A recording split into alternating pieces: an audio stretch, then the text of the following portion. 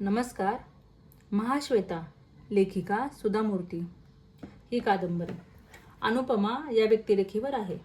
अनुपमा दिसायला सुंदर, हुशार, बिनधास्त, त्याचबरोबर सगळ्यावर प्रेम करणारी मुलगी. लहानपणीच तिची आई गेली. तिला सावत्र आई आणि बहिणी. त्यांच्यासोबत ती जास्त राहत नव्हती. हॉस्टेलवरच कायम राहायची. स्कॉलरशिप मिळवून त्यातून तिचं शिक्षण करत होती. शिक्षण घेत घेत नाटकात कामही करायची. संस्कृत नाटकातच तिला आनंदनी पाहिलं. ती खूप धाडसी होती. दिसायला देखणी, बोलायला बिनधास्त अशी आनंदला फार आवडली.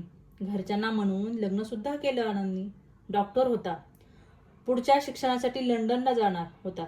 लग्नानंतर 3 महिन्यातच तो शिकायला गेला. अनुपमा घरचे देव, पूजा, सोपस्कार, विधी, सण या सगळ्या कामात होती. सासूला रागच यायचा अनुपमाचा. गरीब घरातली ना म्हणून. पण आनंदमुळं सून करून घेतली होती. एकदा असंच पूजेच्या वेळी चुलीतला निखारा घेताना पायावर पडला. त्याची जखम म्हणून त्यावर लक्ष दिलं नाही. पण जखम बरी झाली आणि तिथे पांढरा डाग दिसायला लागला. अनुपमाच्या मनात भीती दाटून आली. तिने घरात खोटं सांगून दवाखान्यात गेली. डॉक्टरने स्पष्ट सांगितलं, हा कोडाचा डाग आहे. अनुपमा थंड झाली. मनात काहूर माजलं. असं का? मलाच का? मी काय पाप केलं? एक ना अनेक प्रश्न विचारत होती स्वतःच्या मनाला. आता प्रश्न होता, घरात सांगायचं पण कसं सांगणार? तिचं ऐकून घेणार कोणी नव्हतं. सासू तर सोपस्कार नावानं सतत पूजापाठ करत होती. नणंद तर तिच्यातच दंग होती. अनुपमालाच खोटं पाडत होती. एक दिवस अनुपमा वर बसून आनंदचं पत्र वाचत होती. तेवढ्यात सासूनं रागातच मोठ्यानं हाक मारली, अनुपमा. ती धडपडून खाली यायला निघाली आणि पायऱ्यावरून खाली पडली. डोक्यातून रक्त आलं. अनुपमाची शुद्ध गेली. पण सगळ्यांसमोर ती पायावरचा पांढरा डाग उघडा झाला. जो आतापर्यंत तिनं लपवलं होतं ते सगळ्यांसमोर उघडं झालं. घरातला मान गेला. तिनं घरातलं कशाला हात पण लावायचा नाही, काम करायचं नाही. बसलेली जागा मोलकरणींनी सारून घ्यायची. अनुपमाच्या वडिलांना बोलवून अनुपमाला माहेरी पाठवलं.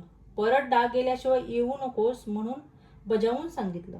तिथं गेल्यावर कायमची आली आणि कोड झाला कळाल्यामुळं तिच्या सावत्र बहिणीचं लग्न मोडलं. सावत्र आई, बहीण, अनुपमाला हे सगळं कष्टदायी होतं.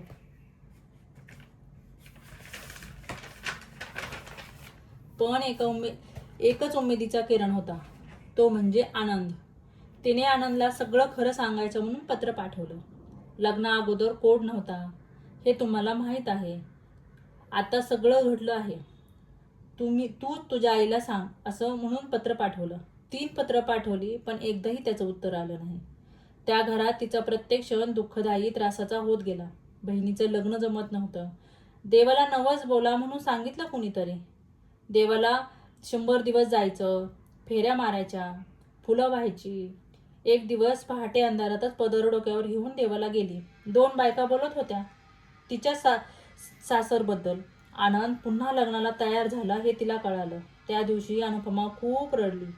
वरून टेकडीवरून खाली पडून जीव द्यावा का विचार आला. परत माघारी फिरली. घरी येऊन वडिलांचा निरोप घेऊन अनुपमा मुंबईला गेली. तिथं सुमन, तिची मैत्रीण, तिच्याच घरी राहिली. नोकरी शोधली. सुमनच्या घरी काही महिने राहून ती आता दुसरीकडे राहायला गेली. डॉली, तिने स्वतःच्या घरात तिला पेंगेस्ट म्हणून ठेवून घेतलं. डॉली तिची मैत्रीण. वेळेवर अनुपमाने तिला रक्त देऊन मदत केलेली. अनुपमा खूप चांगली म्हणून तिला घरातच जागा दिली. एकदा अनुपमाचा ॲक्सिडेंट होतो. ती जखमी होती. पाय मोडतो. दवाखान्यात तिच्यावर उपचार करणारे डॉक्टर वसंत हे खूप साधे आणि हुशार. पत्ता शोधावा म्हणून अनुपमाची पर्स बघितली तर संस्कृत नाटकाचं पुस्तक मिळालं. अशी झाली अनुपमा आणि वसंतची ओळख. ती हळूहळू वाढत गेली. वसंतचा मित्र सत्या, तोही अनुपमाशी बोलत होता. कोणतीही गरज लागली तरी अनुपमा करायची. वसंत सुद्धा मदत करायचा. सत्याला काळवी झाली तर त्याला अनुपमाने तिच्या घरी ठेवून घेतलं. पथ्यपाणी केलं. सत्याला तेव्हा अनुपमाने तिच्या जीवनातली कहाणी सांगितली. सत्याला अनुपमाबद्दल अजूनच आदर वाटू लागला. अनुपमाने कष्टाने, जिद्दीने तिचं असं विश्व निर्माण केलं होतं. इकडं मात्र आनंदला पश्चाताप झाला. अनुपमाला परत आणायला म्हणून तिच्या माहेरी गेला पण त्याला तिथे कुणीच नाही मिळालं. आनंदनी दुसरं लग्न नव्हतं केलं. अनुपमा कुठं असेल बरं जिवंत तरी असेल का? हाच विचार करत होता. दुःखाने पश्चातापाने त्याला सगळं संपल्यासारखं वाटत होतं. एकदा नाटक बघायला म्हणून मित्रांनी बळच घेऊन गेला आनंद तिथं गेल्यावर त्याच्या कानी आवाज पडल्यावर त्याला हीच अनुपमा असं झालं.